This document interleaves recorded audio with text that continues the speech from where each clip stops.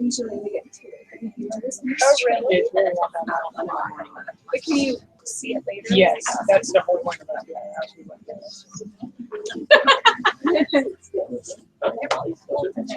Hello, how's everybody doing? Welcome, nice to have you here. I'm Scott Wynn from Wynn K in the Morning Crew. Oh, and I would be Sarah K. It's nice to have you guys here with us, and who's never been here before? You're in for a real treat. Sorry about the bad seats down front, too. All right. Thanks for raising money for the charity, too. Tree of Lights, it's a great thing to pay to get in here today. Helping out Haven of Rest. Much appreciated. We're going to deliver to you. Guess who's here? Oh, my goodness. Tall glass of water. Trace Adkins, Real House Recording Artist. He's here. That's Trace Adkins.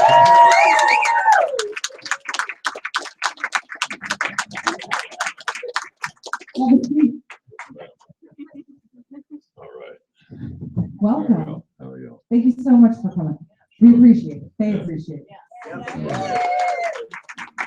And we're here to hear some new music and talk about it. Okay. Okay. Should we hear some first? This is your show. Well, yeah, let's hear it. I said we hear a new song. Which one are we going to hear first? Okay. I think the first one we're going to do is Jesus and John. I think that's how they get it set up. Yeah. So, when we talk about it now or what? Yeah. Oh. Let's talk about it a little bit. Oh, okay. Good friend of mine, Casey Beathard. I don't know if you know Casey, but he wrote this with Jim McCormick and Tyler Farr. And he called me and he said, man, this is a song that it's you. And when Casey calls me and tells me that, I listen to the song because the first time he did that was Hot Mama. And the second time he did it was Just Fishing. I don't know how many of his songs I've recorded, several, but I listened to this song and it was just like, yeah, I mean, it was right in my wheelhouse. It just hit me right between my eyes. Anyway, you'll understand probably when you hear the song.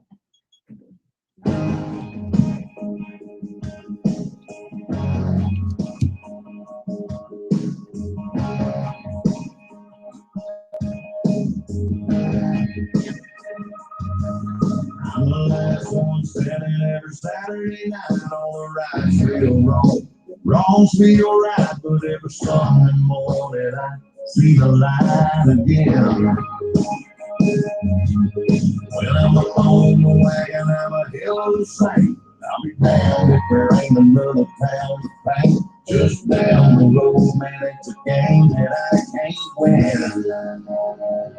If I live a little town between her and settling down, go from dry to drown, lost and found, stone cold sober, just plain stone. Try to live like a hero said. Here's a hardest kind of living.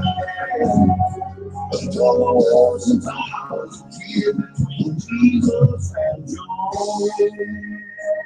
I wish I could find a gear between White Lightning and John 3:16. The girl I came from was anything right now. All I can say is I want to change, and I'll keep the faith that you'll take the reins and hold on tight to calm this crazy down. I need to find a little between her and settling down. Will I go from the time to drown, lost and found, stone cold soldiers, just plain stone. Kind of live my heroes dead. Here's a hardest girl living. All the wars and towers are keeping between Jesus and John.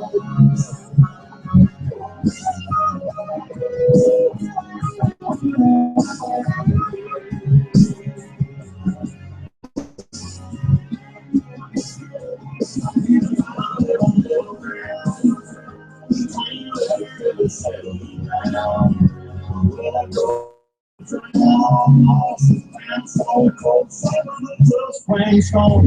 And live with you. Yes, I'm always going to live. So the wars and powers between Jesus and John. Only heaven knows where in between Jesus and John.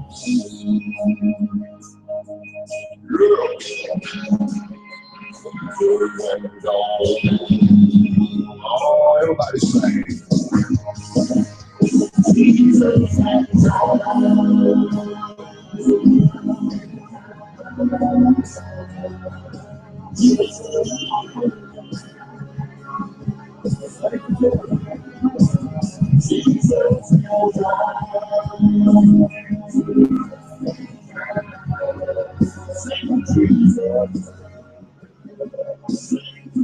That sounds like Trace Adkins. Welcome. You know, I played all of your songs, Trace, as singles. Been doing this a long time too. I remember the first time I really started biting into your music. On every house, every light in the house is on, right at the beginning. I always thought that one of the great things about you is that I believe every word that you sing, and I think that came from "I'm Trying." I thought it was a great song. I loved "I'm Trying," and it's just good to have you still recording great music. It's been a long time. Yeah, it seems like it. I've been working on this album for a couple of years, just taking my time with it on and off, in between touring and everything. So, yeah, I've been working on this for a while. It seems like it's been a long time since my last album, but it's, I don't know, man, been 2 or 3 years. I don't know. I don't keep up with it. You just record them. Yeah. Just enjoy it. Still enjoy doing it. You sing and we like it. Now, this next song we're going to hear is Soldier. And you work a lot with Wounded Warriors, but also Wreaths Across America. What's that about? Wreaths Across America is an organization out of Maine, and they try to put as many wreaths on as many soldiers, markers as they possibly can. And this year they're shooting for 1 million. Saturday we'll be at Arlington, and they have 50,000 volunteers that are going to show up and do all 230,000 at Arlington. And,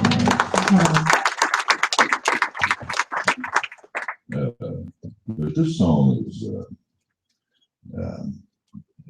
Wounded Warrior Project is starting this new campaign, and it's for a long-term trust thing that they're setting up, because a lot of these guys, they have PTSD and stuff, and I mean, these guys are going to have care from now on, really. I mean, and some of them too. I mean, their caregivers are their parents, and what's going to happen to these guys, when their parents can't do it anymore. So, Wounded Warrior Project is setting up this long-term trust, and this song is kind of about, it's a guy that's come home and he's trying to adjust and get back into real life, regular routine. You can do that. So it's just a song that I just, felt close to, and that I wanted to record. And I think the Wounded Warrior Project's going to use it on their commercials next year.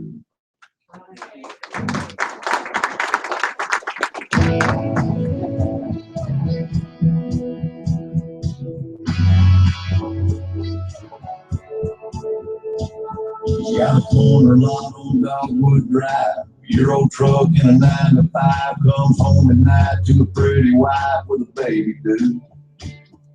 He'll sleep in on Saturday, cut the grass if it don't rain. After church, he'll watch the game and have a beer or two.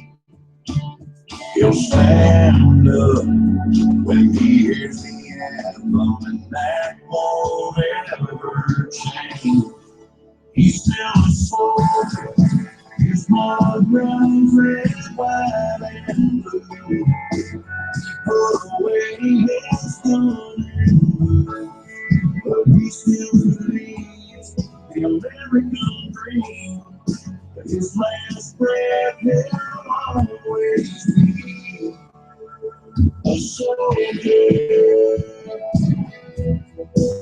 He's still a soldier. He he's on his couch for the news at 10, he'll see those places that he's been. And when a brother falls, there's a part of him that does too. If they go and get him back on, he on that plane. He's still a soul. His blood runs red, white, and blue. He put away his gun and blues, but he still believes in American dream. His last breath will always be a soldier.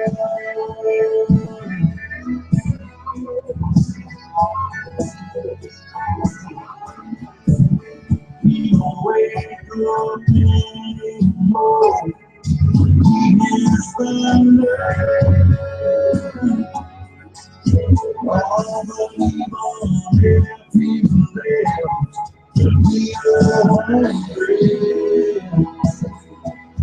And still be a soldier.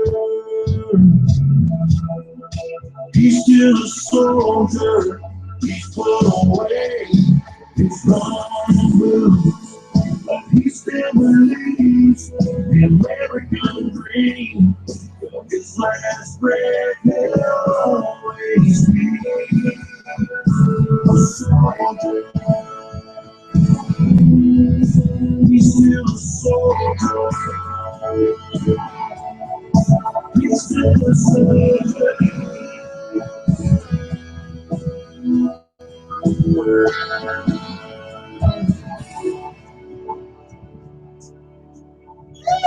Coach Adkins. These are the Coach Adkins.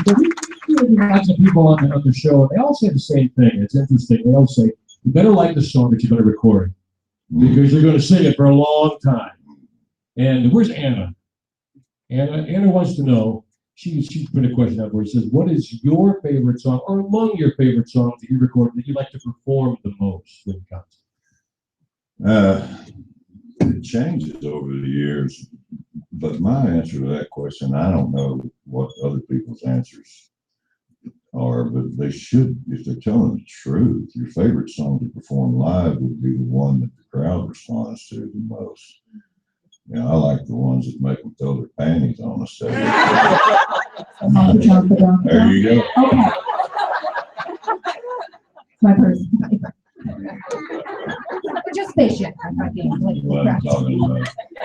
I don't think just fishing's that one. No, It's just off the top. No. I mean, I like to do the ones. I like to do the ones too where it might bring a tear to somebody's eye, but let's move on and get to the panty throwing. Let's be real. Yeah.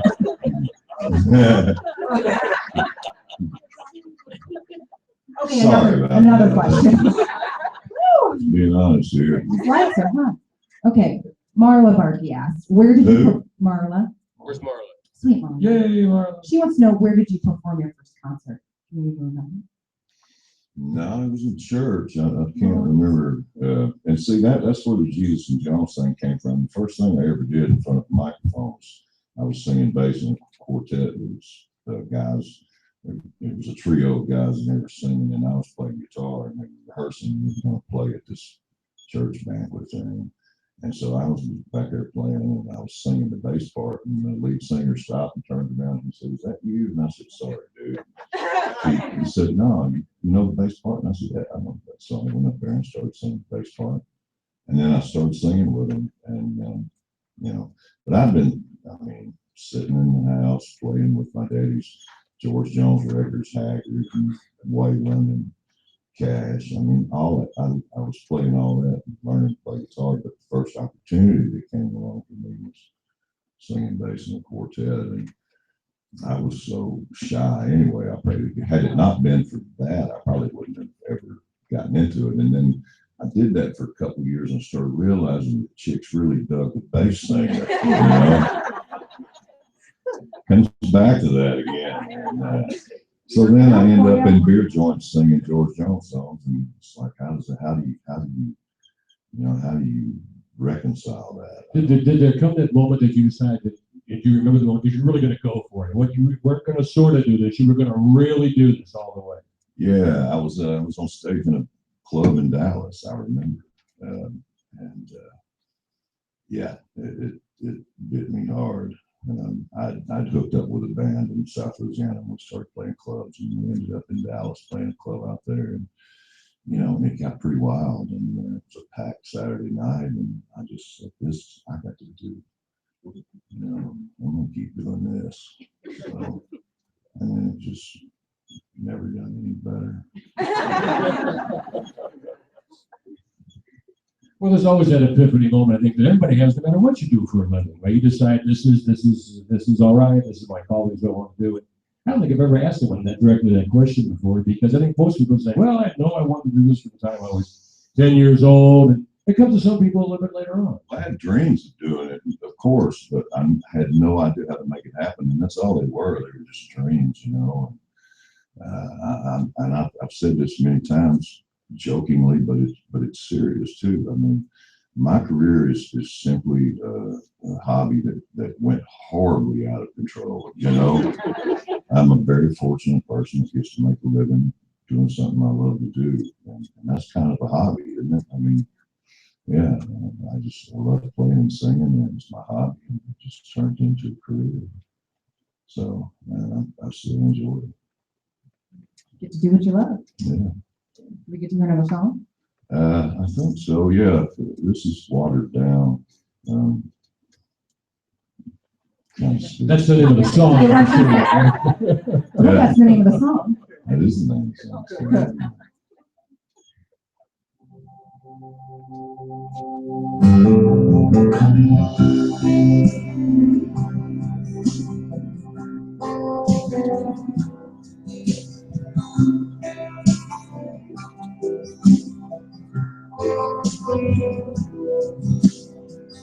I don't go all in, but I'll take a gamble. And I don't burn both ends of the candle anymore. I take the corner, slower and steady. This chip on my shoulder, it ain't so heavy anymore. We still fly like gypsies, just a little closer to the ground. We still love our whiskey, now it's just a little watered down.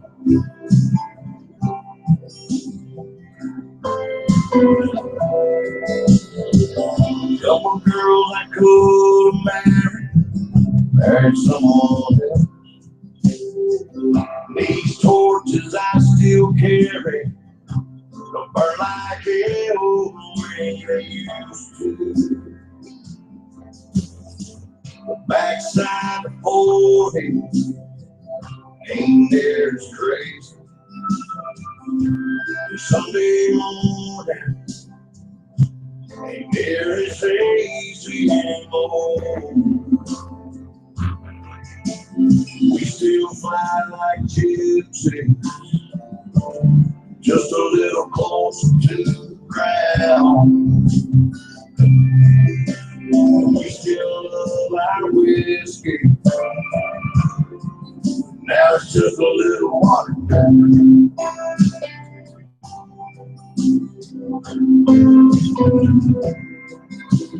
Those old ghosts still chase me, feeling like they're losing ground. Yeah, I'm still crazy, now I'm just a little watered down.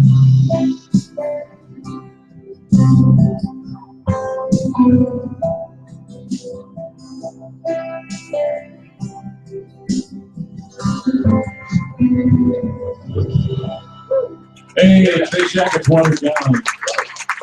The music sounds great, by the way. It really does. Sounds fantastic. So what's next? A lot of people asking about, by the way, you do the work of the Wounded Warrior Project. I have a lot of questions about that. Give a round of applause. That's fantastic. Other questions about that? USO tours? You're gonna go overseas, or what are you got going? I think we are. This year is the 75th anniversary of USO, so yeah, they've already told us we'll be going. We'll be going out this year, so I don't know where we're going, but they don't ever tell us in advance. Usually they don't, because they don't want to broadcast that, so they don't tell anybody where we're going. How many times have you been overseas? I don't know, 10, something like that. I don't remember. But, I mean, what kind of experience is that when you go overseas? You know, and you perform in front of all these guys and girls. Yeah, well, that's the most appreciative audience you'll ever play for. I tell you that. You know, they appreciate you coming over there and being there, and it's really weird.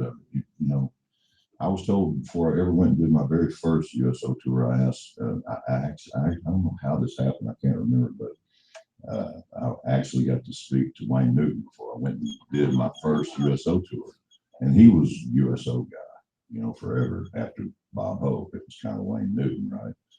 And so I asked him what to expect, and he said, expect to feel very guilty when you come home, you know. Yeah. And I didn't know what he was talking about. I was like, crazy old man. And then, you know, and then I went and did it. I came back, I knew what he was talking about. You know, it's interesting. None of us get to see those shows. I've always wondered, when you go over, if you're over there for a while, do you perform a number of shows, generally? Oh, yeah. Do you perform in front of 50 people, or are there 10,000 people? How does that work? Well, usually we'll go over and we'll base out of a big well, on a base, and then we'll take a Blackhawk and we'll go out to FOBs, forward operating bases, and there may be 25, 30 guys there.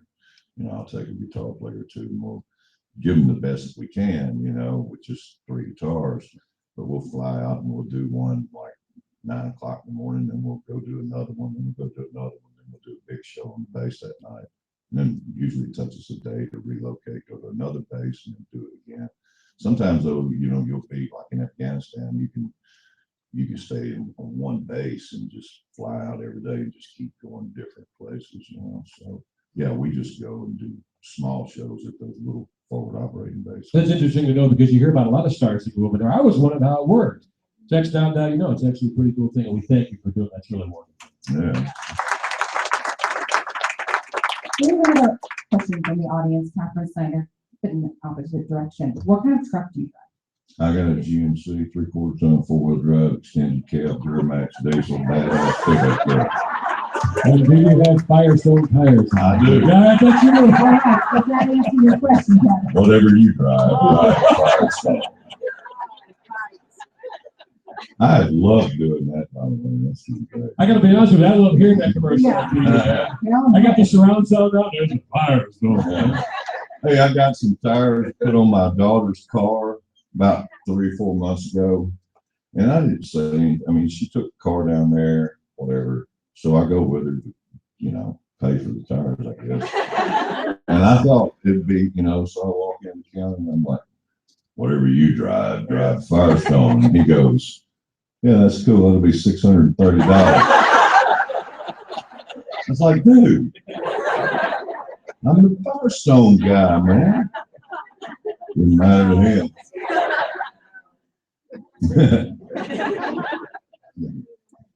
And what's your favorite Christmas song? The Christmas song. Chestnuts and open fire. That's my favorite. Man, I want to know. Are we gonna hear any more songs? Do we get one more? I don't know. We are gonna do pictures and everything here in just a minute. So we go first, Joe. We okay on time? Are we okay on time? Okay. We're about done, all right. What we're gonna get you out front. We're gonna do pictures and autographs and all that kind of thing. And get you up closer to Trace Adkins. You guys good with that?